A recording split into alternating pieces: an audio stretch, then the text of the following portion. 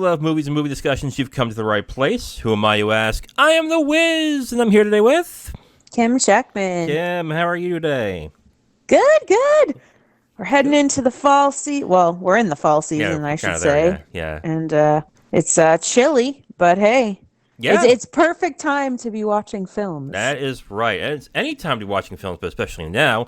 And we are here today to review the 2000 Disney animated film, The Emperor's New Groove. Kim, I don't know if you know much about this film. Do you remember this film being out when it came out in 2000? We were kind of talking last week, and I saw this film in the movie theater, actually. Oh, you too? And, okay. Yeah, I was 15. Okay. And I saw this film in the movie theater, and I was actually on a blind date. Oh, yeah. when I saw it. So I wasn't really paying attention to the movie because I was nervous to be on the date. Oh, yeah? Yeah. No, I mean, it wasn't anything. No, it went nowhere. And he was not attractive, and he was super quiet and didn't talk to me at all. So it was very, awkward. And I was just kind of the whole time, I couldn't focus on the movie because I was like, is this person going to talk to me? What is happening here? I'm 15 years old, you know? Yeah. But you don't talk during a movie. That's probably why I was terrible dating when it came to seeing movies, because I would not talk during a movie. Well, I don't know if you've ever experienced this before, living where you live, but where I live, we have movie theaters called Chunky's Cinema, and they're movie theaters, but they're also, it's like a restaurant too. Oh, yeah. When I lived in Texas for a while, there was a Texas, I think it's Alamo Roadhouse, is what it's called. Oh, they do that too. It's you get dinner and you get the movie. So yeah. Yeah, but what they have is you sit in they're like car seats. It's almost like you're in a drive-in movie, but you're not. But you're sitting at a table. Yeah, so they're super comfortable seats, and then you have a table, and they feed you food during the movie, like food and beer and whatever you want. So yeah, I think it's one of the only, our region is one of the only places that have it. And a very fun fact, not to digress, but a very fun fact is that was my first job, working at that movie theater. No kidding. Huh. Yeah, I was a food runner. So when I was 13. The only job I ever got fired from was Blockbuster. Oh my God, that's too funny. I know. I was pissed when it happened, but now it's oh, that's funny. Yeah. But that's when I saw this, the first time I saw this movie, and really the only time I saw that movie was when I was 15, blind date, and I was at Chunky Cinema. So I really didn't get to focus on the film. So I was glad that we watched it. Good. Okay, so why don't we just get into the review? Let's do the review of The Emperor's New Groove, the 2000 animated film by Disney Animation Studios. This film is incredibly short. It is about a 73-minute film. We can just do the story right now, really. Yeah. Kuzco is a spoiled brat emperor who fires his advisor, who the advisor then turns him into a llama accidentally. And what's her name? Yzma? Yzma. Yeah. Yzma, played by Eartha Kitt. And basically hijinks ensue for Kuzco to get back to his palace to become emperor again, be turned back human. I think another movie we watched recently, Old School, the story is just there for the gags. It's just okay, we have this very thin story, but let's just do a bunch of funny shit that happens in this movie. Right. Yeah, so the movie is basically nonstop gags. And like Old School, the gags really work. And it's actually really funny. I will admit, this is my fifth or sixth time seeing this. So I kind of knew what was coming. That's a lot of times. Okay, so I'm going to just back up a little bit when it comes to Disney. Go ahead. So when I was a kid, I was a huge fan of Disney. My parents, I don't know if it was my mom too, she was really big into it. She'd always sit us in front of the TV, and we'd have VHS of Little Mermaid, 101 Dalmatians, Lion King, Beauty and the Beast. Every Disney movie out there, we had it. I mean, this was when I was really young though, right? Right. Where Emperor's New Groove came out in 2000, and I was 15. So obviously I hadn't grown up with it. But the thing that I don't love about this movie, being a big Disney fan, is it's not a musical. And I enjoy Disney musicals. Okay. That's like part of why I watch Disney films. Mm-hmm. So, and I think, I mean, I don't know for sure because I haven't researched it, but I think this was one of the first films, Disney films, that it wasn't a musical. When it came to Disney movies, when I was a kid, when I was young, I wasn't a fan of them. I thought they were okay. I liked Aladdin because it was funny, but the rest of them was like, whatever. It's just like girls bullshit, whatever. Yeah, I mean, it's Disney princesses, and you know, it's whatever. That's why I loved it because Right. But when I got older is when I really started enjoying it, and when I finally first saw Beauty and the Beast, I was like, holy shit, this is good. Like you could appreciate it more. Oh yeah, and Bella's hot. No, kidding. Okay. kidding. But no, that's when I really started appreciating them. And I think, like, I go in between, like, The Lion King and Beauty and the Beast is my favorite. But I think Beauty and the Beast is, like, my favorite Disney film. But the thing is that's odd about, or not odd, like, these types of Disney films didn't start until The Little Mermaid made it huge.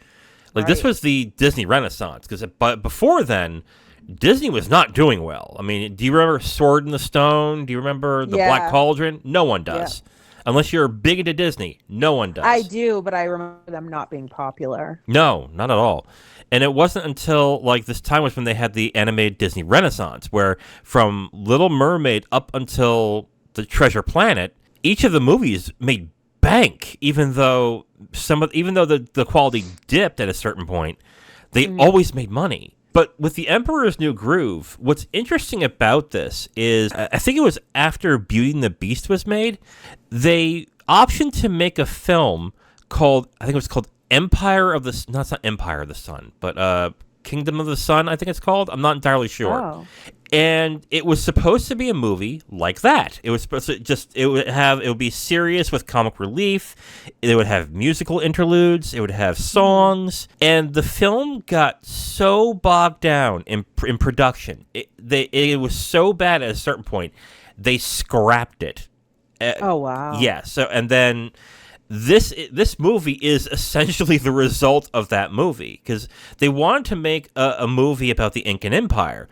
But whatever they did just didn't perform as well as they needed, that it was literally scrapped, and then it had to be released at some point. And this entire... Probably because of all the time and money they put into it. Yes. And a lot of this film, if I recall correctly, a lot of this film had to be done on the fly. Or it was written on spot, which is what happens. Like, they would write the screenplay as the actors are doing the stuff in there. Like, there's a lot. Wow. Yeah, it was a mess. It was a mess. But because they put so much money into this, they had to get it done. And this movie is a result of that. And the fact that it turned out really well is just like, whoa, okay. But that's a lot. That's pretty talented right there to have this become the end result of a rush job. And incredibly lucky, because a lot of movies that end or have that happen don't completely end up very tank. well. Oh, yeah. they do terribly. I get why when you are used to the certain formula with Disney, that you're a little disappointed by this. But I think this is also why The Emperor's New Groove is not really considered part of that lineage. Like, Disney does not include this movie at all in its animated movies, even though there is a fan base that really likes this movie. Because when you think of Disney movies, you think, like we talked about, Lion King, Little Mermaid, Beauty and the Beast, Aladdin. They think of those movies. They highlight those. And then I was thinking about, like, even like 101 Dalmatians, and that is actually, I think, not a musical too. No. But that is part of that lineage. Like, I would watch that all the time. Right. Emperor's New Groove is so different from the rest of them that it actually makes sense to a certain extent as to why.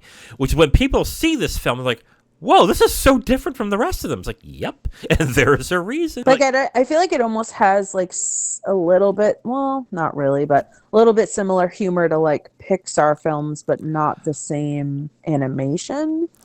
Like, kind of. This film actually remind me of Looney Tunes more than anything else. Yeah, that is true. Yeah, because I used to watch Looney Tunes all the time. Oh yeah, I still do at certain points. Like I do like the Looney Tunes cartoons, but that was the thing that I found interesting when watching this movie now, is that I liked it still. I still like it as much as I used to, but this is clearly not a Disney film. This seems like somebody just said, you know what, I really want to make a Looney Tunes film, but man, I got money from Disney. Oh, fuck it. I'll just do it this way. That's it. That's like a really great way to look at it, because I think I was putting this film in like a Disney box. It doesn't fit the bill for me from that perspective. But the minute you said Looney Tunes, I was like, oh yeah, that is like what it reminds me of. Yeah. Constant gags, constant jokes, characters that are really paper thin, but are basically used to get jokes across.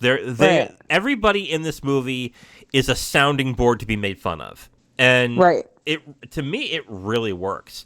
But you have to be into this humor, and which is also an odd thing, too, is because I don't like David Spade. I have never found him funny. Yeah, I mean, I think he's okay. I'm not like a huge fan either.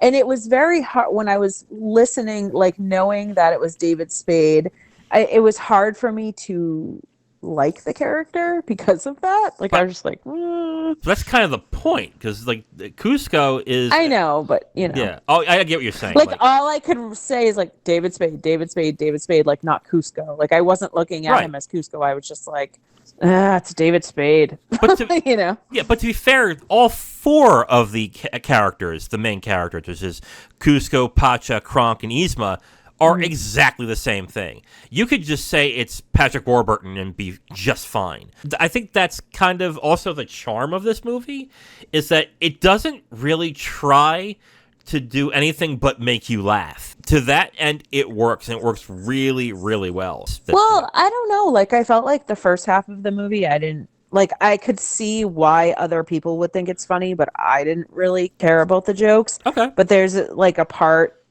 made me chuckle, like the restaurant part. From then on, then I was like, okay, this is funny. The guy giving the thumbs up as Cusco's walking away. Oh my god, it was really like, I really liked how they did that restaurant part with the revolving door and stuff like that. Like, I just found it more funny and interesting and like creative. Yeah. Whereas like the first half of the movie, I was kind of like, this isn't really doing anything for me. Like, okay. Even like humor wise, like I was like, I get the jokes, but like I'm not like belly laughing. I think the thing that I found most funny, and I still find funny, is how subversive in certain ways this movie is, because it is very self-aware of what the movie is. And that also goes on to why I think the best character of the film is Kronk. I think 110%. Oh God, Kronk is so I was gonna say hilarious. that. He's the funniest, and I mean, I love Partrick. I've always loved him. I love him in Family Guy. I love him in all other films that he does, like Ted and everything like that. You love Partrick, huh? Oh, he's hilarious. His voice is like perfect in every character he plays, like in anything, you know. And my husband's a huge fan of him too, because my husband's a huge Family Guy fan. Huge, 100% best character in this whole movie. Oh God, it's so funny. Even like to the very end of the film, like I'm watching it and I was just like, oh my God. And I don't want to give anything away for our listeners, but oh my God, he's just hilarious. Like perfect timing in every like scene and moment of the film, where like the hops, the jump rope and stuff. Like I'm like, oh my God, like he's so funny. I just can't. Like I was like, this is great. This is so great. And then of course, the whole time I'm watching too, all I think of is Gronk from the Patriots, because Kronk and Gronk, and I'm just like, yeah, I can kind of see it. One fell down and hit his head. It's so funny. Like I was just like, he is the best character. I don't care what anyone says. Like, oh man. And Kronk is a hard character to pin down, because most of the time, the whole point of the idiot character is to laugh at how much of an idiot he is. Yeah. But Kronk is strange in the way that, yes, he is a moron, but he's so damn lovable. But he's so nice. And like, he's just like, I'm just hanging out with this fucking evil witch lady. I'm just going to make the best of it and go from there. Because, he's almost probably like, oh, I kind of need a job. So I'll just do this and float through life and just be nice to everybody, but be a fucking idiot. Like, I don't know. It's just great. Like, I'm like, this is the best character. Yeah, I got that there, Yzma. Yeah. And then he's like, we'll have to do this again and get together, like long lost relatives or something. He says, like, when he's leaving their house. I'm like, oh my God, they're not even related. I didn't even know it was your birthday. Yes, that is the best part. And then what does he say? And then, like, when they're leaving the restaurant and she's like being a bitch to him, and he's like, well, you don't have to be like that, especially since it's your birthday. I just love him. He's awesome. Kronk and Patrick Warburton is probably the best thing about this movie. I think it's also why I think this movie gets the fan base it gets, because I don't hear many people saying they like Kuzco or Pacha.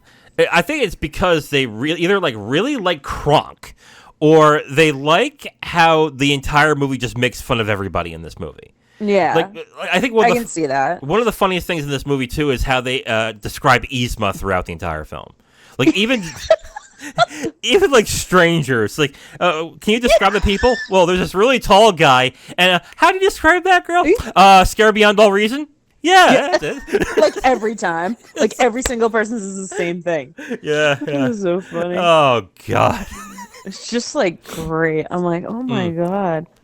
Yeah. I like too, even at the beginning, and again, I'm trying not to give too much away, but it's just fun to talk about. But like at the very beginning, when they're like kind of introducing him as the emperor, and he takes the stamp to kiss the babies, I thought that was funny. Like stamp, done. Like you're just like, it's just like stupid, but it's cute and funny. That beginning, that whole sequence really sets the tone as what the movie is, and basically is, don't take this fucking seriously. Just don't. Right. Just go with it. Like, it's just funny. Yeah. And then if it doesn't hit with you there, then it's like, okay, well, oh well. I think you're not going to enjoy this movie. Okay. I think too, like David Spade I think he was good as the narrator. Like I liked like him being kind of narrating the story from the very beginning and then like a little bit throughout. Mm-hmm. I didn't like. I mean, again, I don't love David Spade, so it was kind of meh. But like.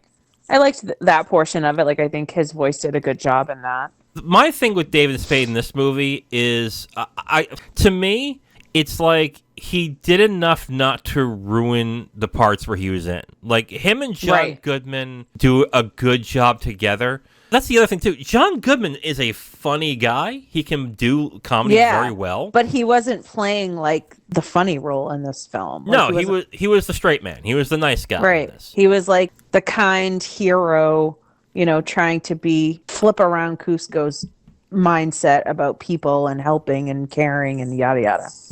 I guess if I were to rate the characters in this, I think one's Kronk, without a doubt. Oh, yes. Anyone can see that. 2 is Yzma. They just play so well off of each other, too. They do. Like, it's just, oh, man, it's so good. And then 3 is Pacha, 4 is Kuzco.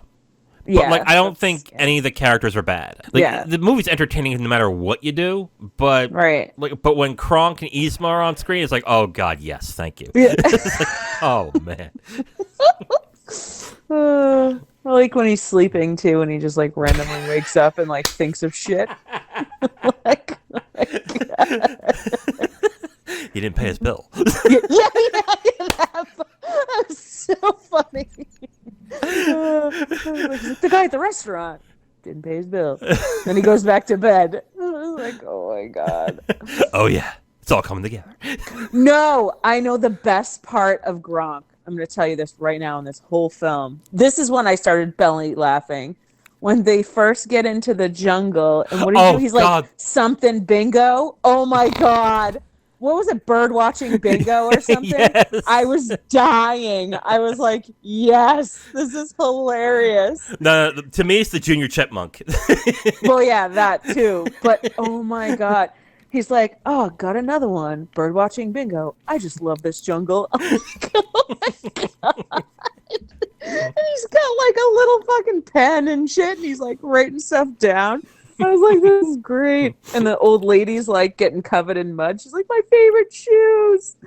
Oh, it's so funny. I was like, this guy's wonderful. You know what? I want to give a special shout out to Pacha's kids. Yeah. Oh, they're so cute. I like the part when they kick her out of the house. That was good. I like when they're arguing about what happened in their dreams, and it just so happens to be what happens during the movie. Yeah, that was cool. I like that too. Yeah. I dreamt that Dad kissed a llama. That would never happen. Yeah. Dad, he wakes up like scared. He's like, Dad fell over a 50-foot waterfall on a log or something. Yeah, I know. The mother's like, that would never happen. Oh, yeah. He just went to go to the palace. Right, because you're always right. That's right. Yeah. Mom's always right. That's funny. It's a good movie. Overall humorous. But like you said, I compared to Old School, which is what we did last week. It's similar. I think it's interesting that you went over the fact that it was kind of like a rush job. I had no idea about that. God, it was a terrible production. I don't know the specifics of it, but there is a YouTube channel called It Was a Shit Show. Oh. What this channel does is they go over productions of movies that just went through all sorts of problems. They just did The Fugitive recently, but they did this.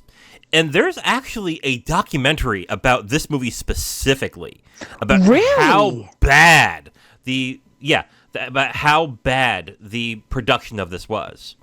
Like how now I want to watch messy that. It was.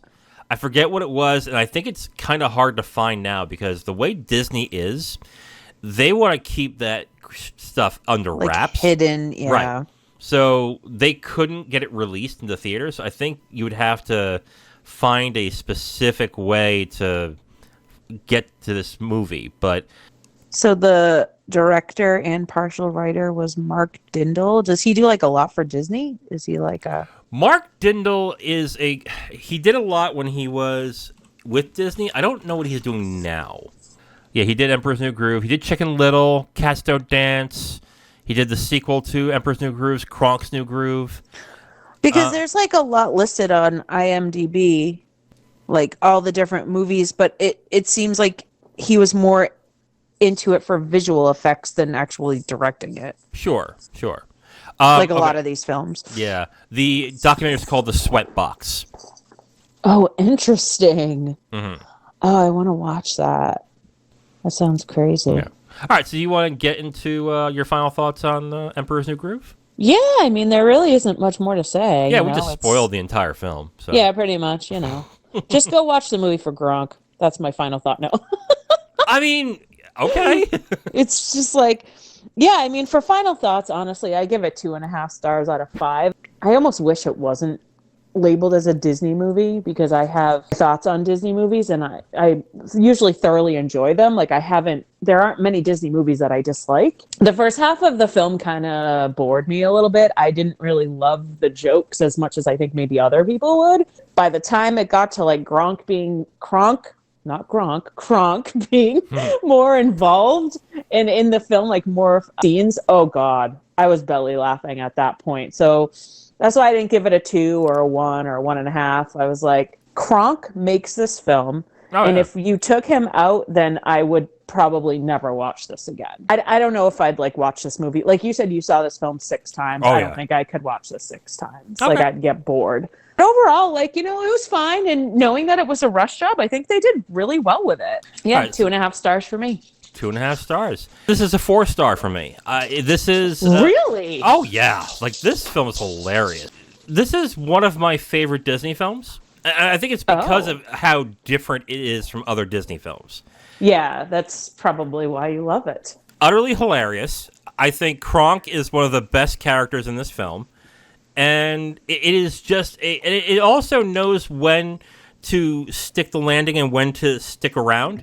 Like this is a 75-minute film, if that. It is very fast, yeah. And they did well with the timing on it. I have to give them that. Whereas other Disney films would pad the length of it with like meaningless stuff or like with some drama or a romance angle or something like that. They don't do that in this movie. They just say, you know what, this is what the movie's about. Let's have some gags. Boom, we're done. And I think it's better for it.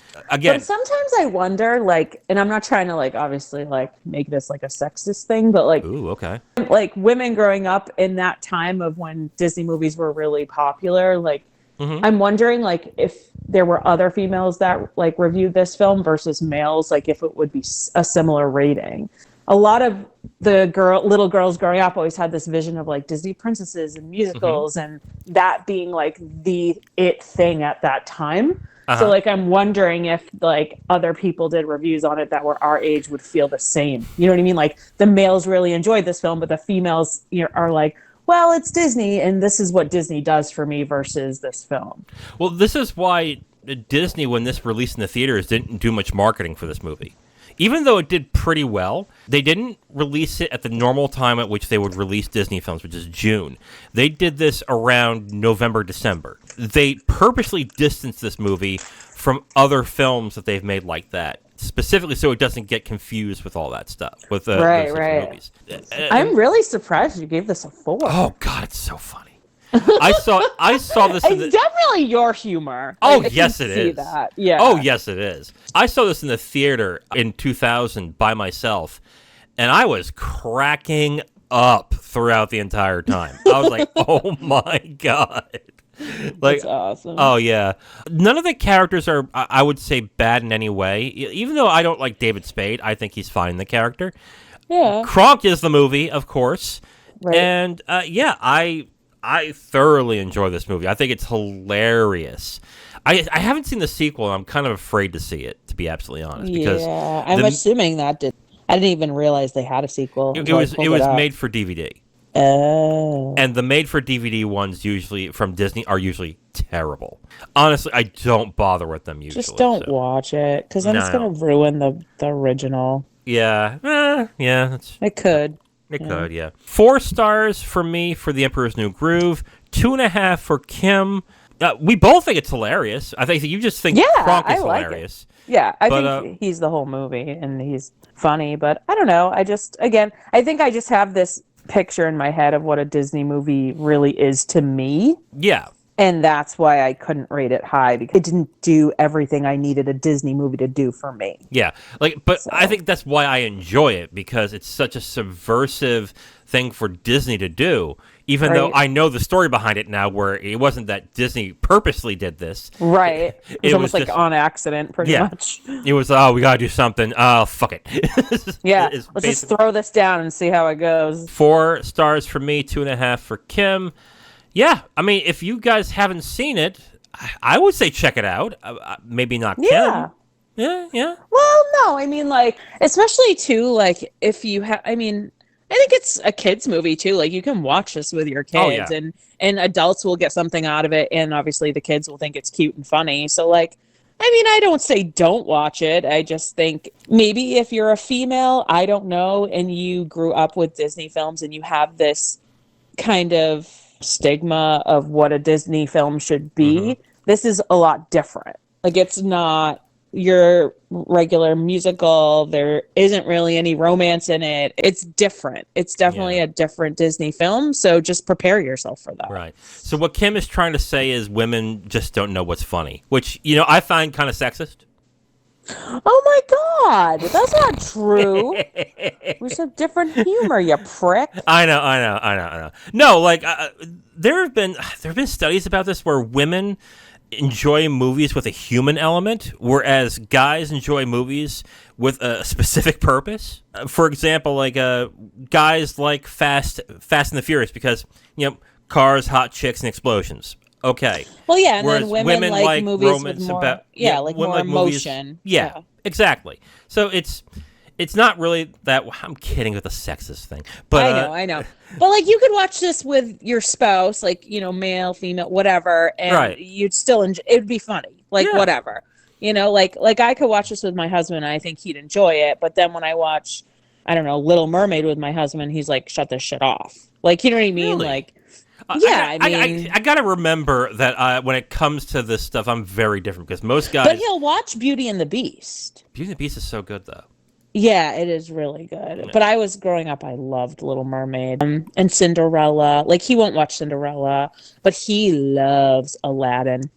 And I think it's 100% Robin Williams. Oh, sure. Absolutely. So yeah. So yeah, I think comedy does play a big part in it for the males when it comes to Disney movies. And then, females growing up in my generation, it was just all about the Disney princesses. I just got to remember that when it comes to like romance and stuff like that, I am very different from most guys. You are. Romance is one of my favorite genres of films. So when people ask, "Oh, what are your favorite films?" and I say, "Oh, Notting Hill," I'm like, "What?" It's like, but again, because you're also like a film geek, so it's different. You have to convince film geeks to watch Notting Hill.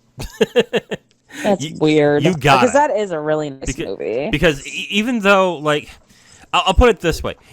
Even though when people see it goes, actually it's really good, you have to break the seal of, well, it's Julia Roberts and Hugh Grant. How could it actually be? Oh yeah, like before they'll even watch it. Yeah, they're judging it basically. Exactly. So yeah. Okay. I told you. Yeah. Okay. Again, 4 stars for me for Emperor's New Groove, 2.5 for Kim. Yep, go see it. Yeah, check it out. Yeah, definitely. We are at the end of this episode, but before we go, we're going to talk about what we're going to watch next week. We decided on a theme for next. Well, I did actually.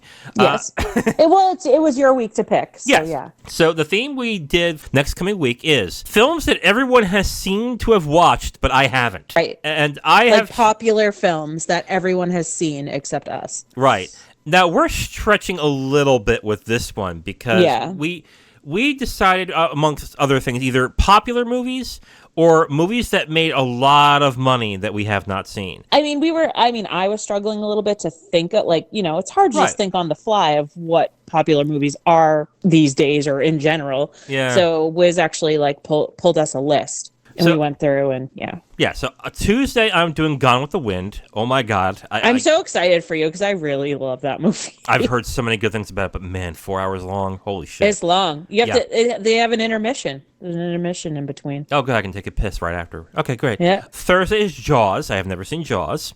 What? I have never seen Jaws. Okay. Oh, I love Jaws. Okay. I love Jaws. I wish you and I were watching that together because I just love that movie so much. You want to switch it? Are you watching that one solo? Yeah, I was going to do a solo. Oh, we should watch that one. You want to switch solo? But I've seen it. Does that matter? Doesn't matter. Okay, let's switch it. You want to do that? Yeah. I've seen that movie like 100 times. Like, no lie.